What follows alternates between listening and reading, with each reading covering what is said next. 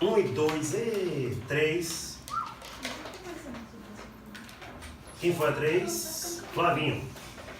Flavinho, manda aí. Qual foi a dúvida? A C e a D.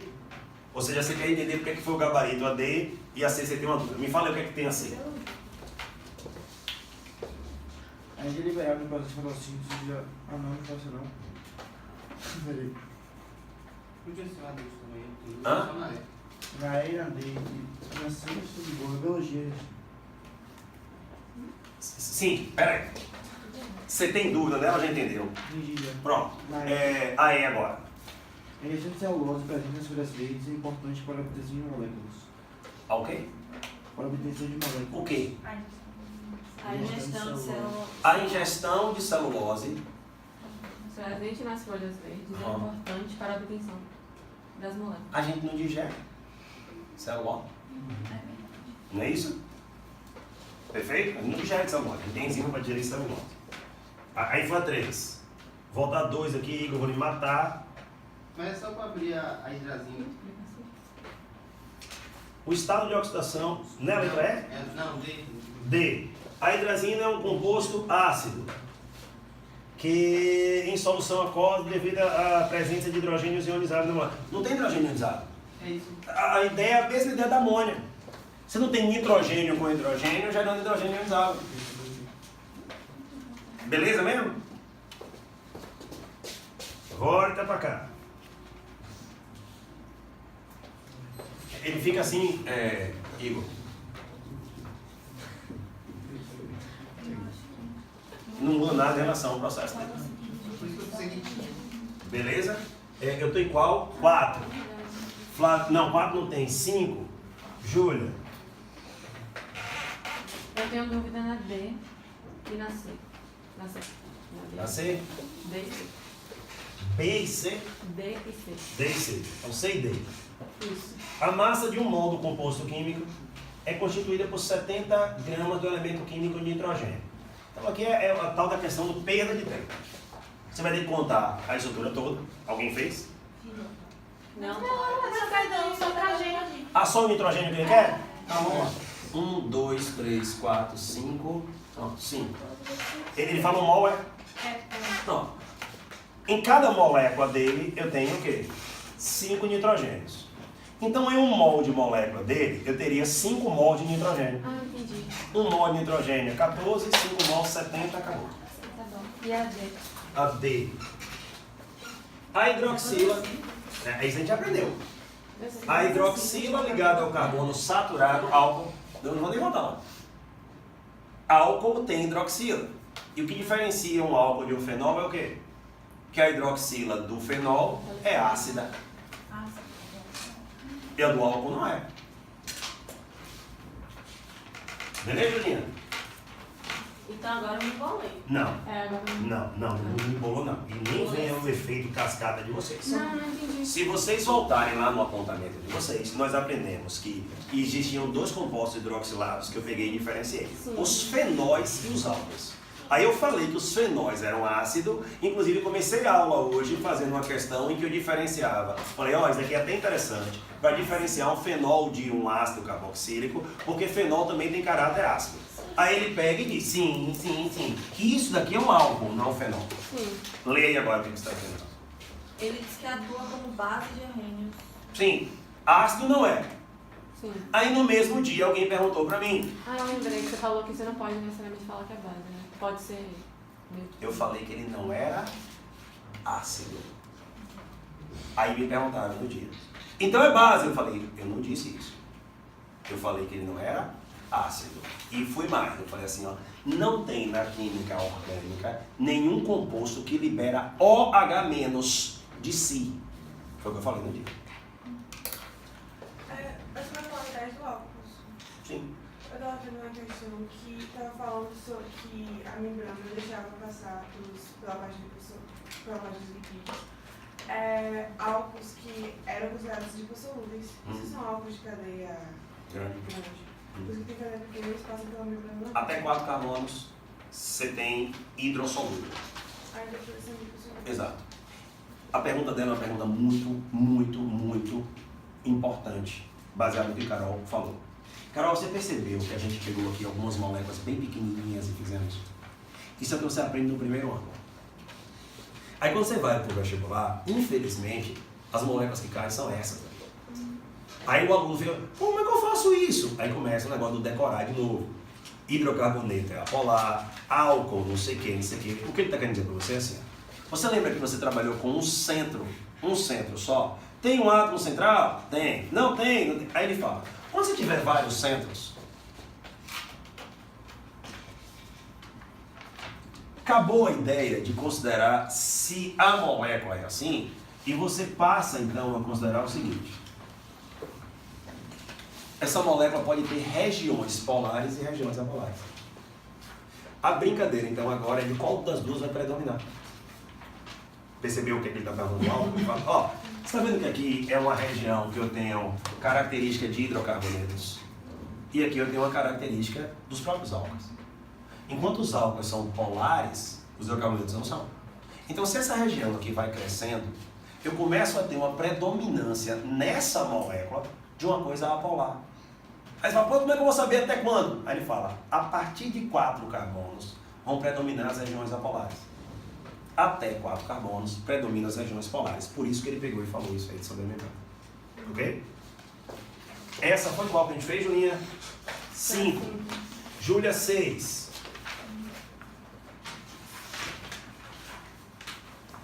Júlia, 6. Júlia. A 6. Ah, foi. É porque isso aqui fala solubilidade de sais, né? Isso. Só que eu fico com um pouco de dúvida quando fala de endotérmico e exotérmico. Será certo? Pronto, então agora, show de bola. Isso é uma função crescente ou decrescente, em que o coeficiente de solubilidade ou a solubilidade é função da temperatura.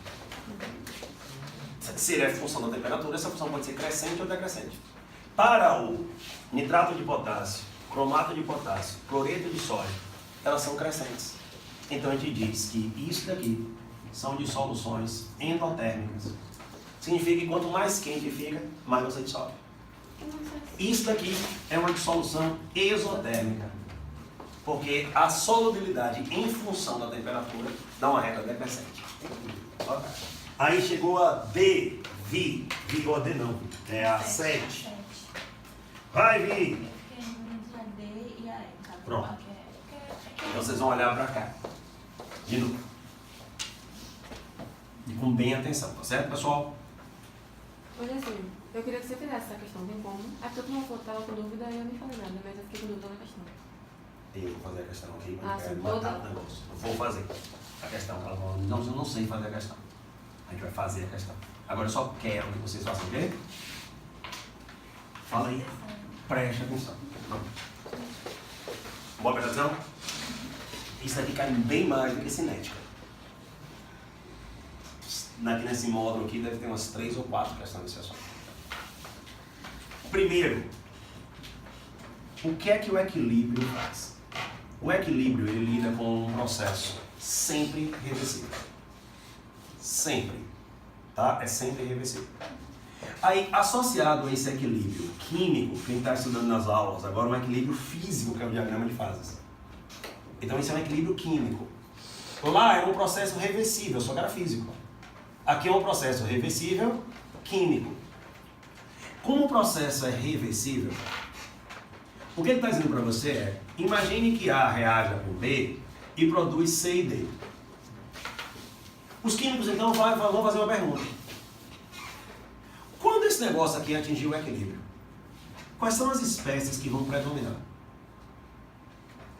A e B ou C e D?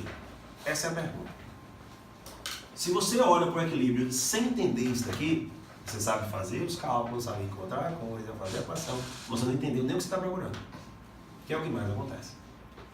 Então, para avaliar qual é a espécie predominante, foi criada então uma grandeza chamada de constante do equilíbrio. E essa constante do equilíbrio, ela faz menção ao processo direto. Se essa constante for alta, significa que predominam esses. Se a constante for baixa, o que predomina é esse. Vocês me ajudam?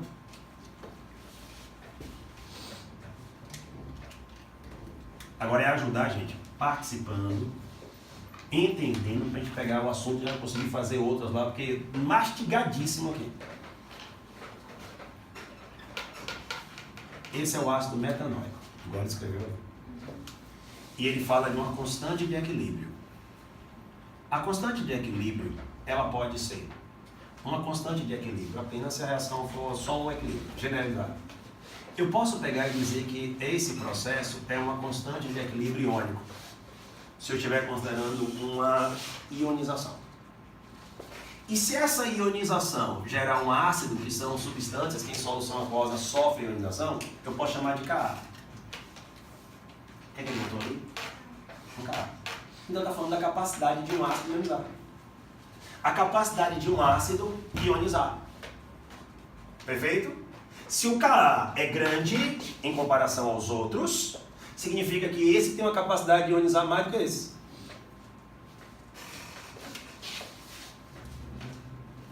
H+, mais, deixa eu melhorar.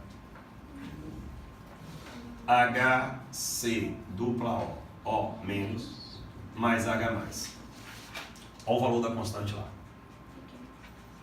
Olha agora. Percebeu o que eu fiz? Troquei o H por esse grupo aqui.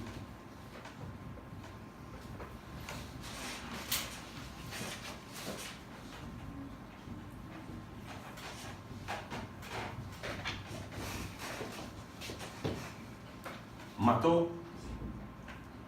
Essa troca fez ele ionizar mais ou ionizar menos?